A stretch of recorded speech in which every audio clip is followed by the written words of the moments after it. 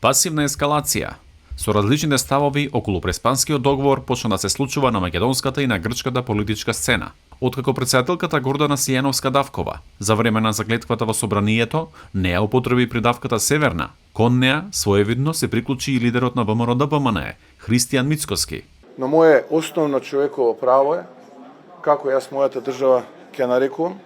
Грчката страна не чекаше многу за да реагира на овие изјави и побара почитување на договорот од Преспа. Министерот за надворешни работи на Грција, Јоргос Герапетритис, во изјава за медиумите рече дека нема простор за отстапка и дека бараат од новата влада и од претседателката верно да го имплементираат договорот од Преспа. Сепак, според објаснувањата на домашните познавачи на политичките состојби, околу договорот со Грција и натаму ќе се кршат копијата. Уставот на државата е прекршен со тоа што избраната претседателка одби да го искористи уставното име на државата при положувањето заклетва. Имавме до сега еден сериозен проблем, што до сегашната власт го потребуваше Северна, односно придавката Северна, и таму кај што треба и таму кај што не треба. На прашањето дали претседателката Сијановска-Давкова го прекршила договорот од Преспа при заклетвата, аналитичарот Петар Арсовски е категоричен. Апсолутно да. По Преспанската спогодба, употребата на новото уставно име е ерга омнес. Значи, во сите прилики, во сите официјални спомнувања на името на државата. Членот 7 на кој реферираат некои од оние кои се вклучија во дебатата, нема врска со официјалното положување заклетва. Тоа има врска со разговорната употреба на терминот Македонија по дома во приватни прилики. Аналитичарот Владимир Божиновски пак нема таков ригорозен став. Треба точно да се види каде треба да се употребува и кога треба да се употребува придавката. Затоа што и самата Сијановска кажа дека она ќе го почитува новото уставно име, декларацијата ја потпиша со Република Северна Македонија и навистина треба да се види каде функционерите можат, односно мораат, а каде не мораат да ја употребуваат таа придавка. Дојдоа и остри реакции од челниците на Европската Унија. Ќе има неколку негативни последици за државата. Првото е што ќе не гледаат, односно ќе не мерат со други евалуацијски критериуми. Ние покажавме дека не сме сериозни на почетокот на новиот мандат. И меѓународната заедница за тоа изрази разочарување, но и понатака ќе внимава дополнително на тоа дали ние ќе ги почитуваме нашите одврски или не.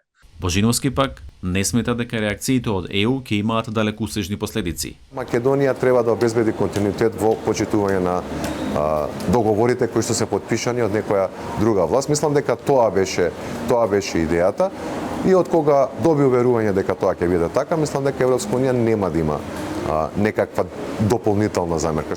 Аналитичарите подсетуваат дека сегашниот состав на грчката влада, како и очекуваниот иден состав на македонската влада, се од политички фактори кои не учествуваа во креирањето и во потпишувањето на Преспанскиот договор. Се уште не се потпишани оние 3 меморандуми кои што треба да ги изгласа грчкиот парламент, се уште дури ни таблите не се променети. Едноставно треба да се договорат за взаемно прифаќање на она што треба да биде исполнето и до каде треба да биде исполнето и од едната и од другата страна. И мислам дека тоа многу лесно може да се надмине. Затоа што не верувам дека е во интерес ниту на Македонија, ниту на Грција повторно да дојдеме во ситуација на некаков спор. Лидерот на ВМРО-ДПМНЕ упати и порака за политички диалог. Нити на другите ни се допаѓа тој договор.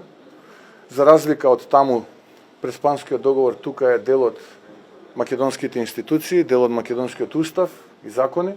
Многу пати во минатото сме кажале дека тоа е реалност. Комуникацијата внатре во институциите и самите институции остануваат согласно законите и уставот. Сепак, аналитичарот Арсовски стравува дека ќе има заострување на реториката од двете страни. Мислам дека однесувањето на избраната претседателка ја намалува шансата во грчкиот парламент брзо да се донесат трите останати меморандуми. Мислам дека тоа ќе стане, дека постои ризик тоа да стане повторно прашање за домашна употреба, нешто од кое едва и се спасивме во последниот период. И ако тоа се случи, мислам дека ќе имаме дополнителна пасивно-агресивна ескалација од двете страни. На прашањето пак, дали со новата претседателка и со новата влада ќе се смени темпото на евроинтеграцијскиот процес, аналитичарите велат. Темпото на евроинтеграцијата зависи од уставните измени. Уставните измени зависат од волјата на Христијан Мицковски и ВМРО ДПМН, бидејќи тие се во моментот стожерот околу кој се формира владата, а волјата на ВМРО ДПМН и на Христијан Мицковски зависи од тоа дали ќе најдат некаква креативна реинтерпретација. А ако најде сила и домашна политичка поддршка или меѓународна политичка поддршка на крајот на краиштата да ги донесе уставните измени, потоа ќе зависи од домашната агенда, а тука ВМРО ДПМН е поефикасен.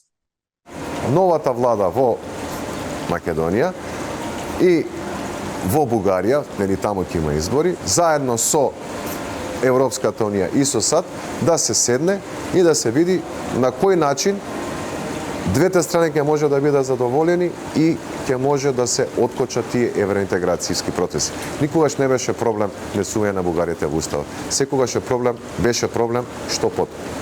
За непол месец се навршуваат 6 години од договорот од Преспа. Државата го смени уставното име, но преговори за членство во ЕУ не започна. Тоа што го добија државата и граѓаните после договорот е полноправното зачленување во НАТО во 2020 година. За Гласот на Америка, Тоше Огњанов.